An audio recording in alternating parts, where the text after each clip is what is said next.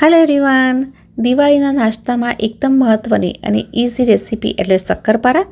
દરેક જણને એવું થાય કે આપણા શક્કરપારા લેયર્ડ એટલે કે પડ છૂટે એવા થાય, પણ ઘણીવાર પડ છૂટા નથી પડતા, તેલ વધારે પી લે છે.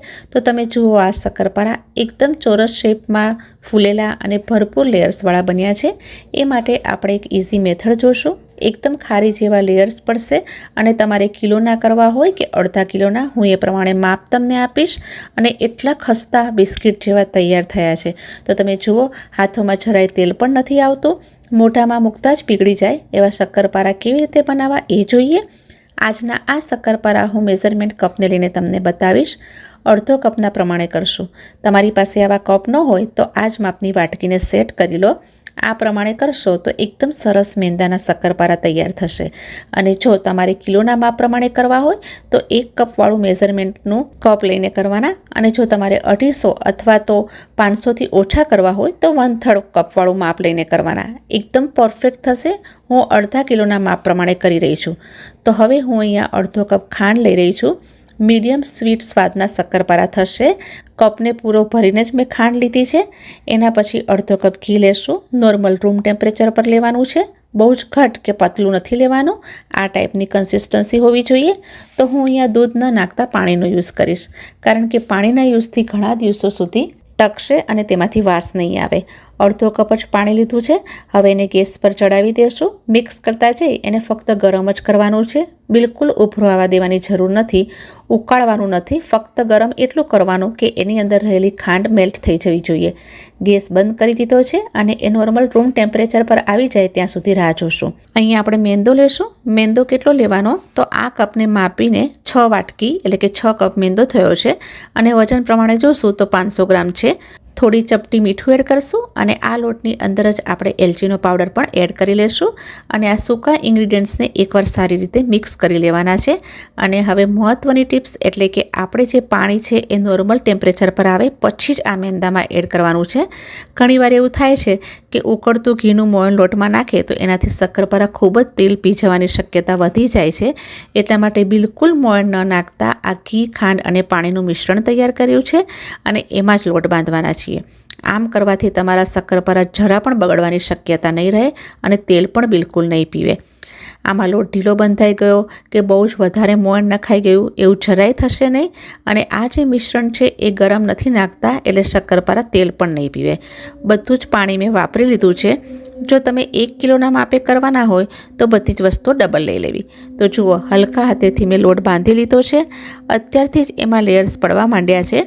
હલકા હાથેથી મેંદાનો લોટ બાંધવો. હવે એને કવર કરી અને 5 મિનિટ માટે સાઈડ પર રાખશું. વધારે રાખશું નહીં તો લોટ હાર્ડ થઈ જશે. 5 મિનિટ પછી તમે જોશો તો આમાં ઘણું બધું ઘી એડ કર્યું છે.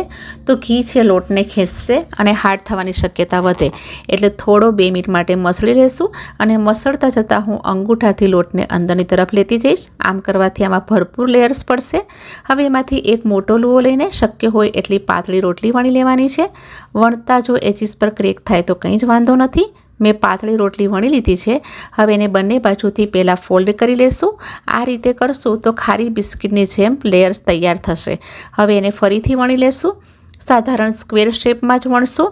એજીસ તૂટે તો પણ કંઈ પ્રોબ્લેમ નથી. હવે એને નાઇફથી કટ કરી અને અનઇવન શેપને કાઢી નાખશું. અને જે શક્કરપારાનું ડિઝાઇનવાળું નાઇફ આવે છે એનાથી કટ નહીં કરવાનું. નાઇફનો જ યુઝ કરો, નહીંતર એટલા પડ છૂટા નહીં પડે. નાઇફ અથવા તો પિઝા કટરથી કાપો. સાધારણ 1-1 ઇંચના અંતરે મેં કટ કર્યા છે. તમે તમારી પસંદગીના પ્રમાણે કટ કરી શકો છો અને થિકનેસ પણ તમે તમારી રીતે રાખી શકો છો.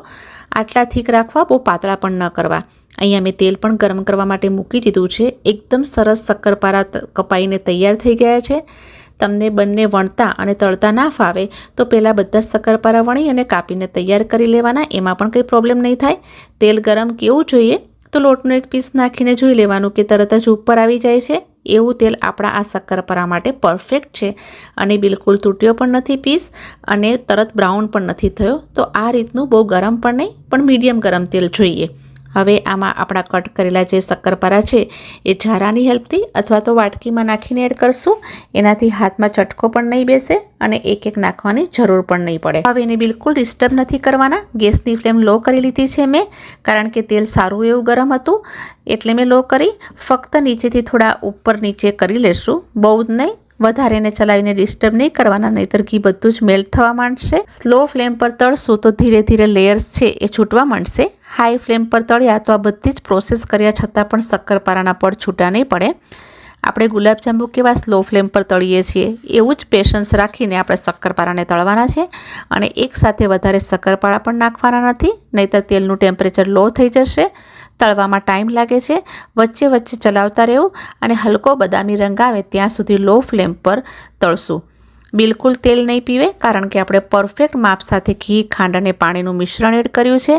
અને એનો હલકો ગોલ્ડન કલર આવે નીકાળી લેશું. અને એકદમ સ્લો ફ્લેમ પર એને ધીરે ધીરે ગરમી મળતી રહેશે અને એના પડ છૂટા થવા માંડશે. અને લાઇટ ગોલ્ડન કલર આવે તરત જ બહાર નીકાળી લેશું, કારણ કે શક્કરપારા બહાર નીકળ્યા પછી પણ એની હીટમાં કૂક થયા કરે છે.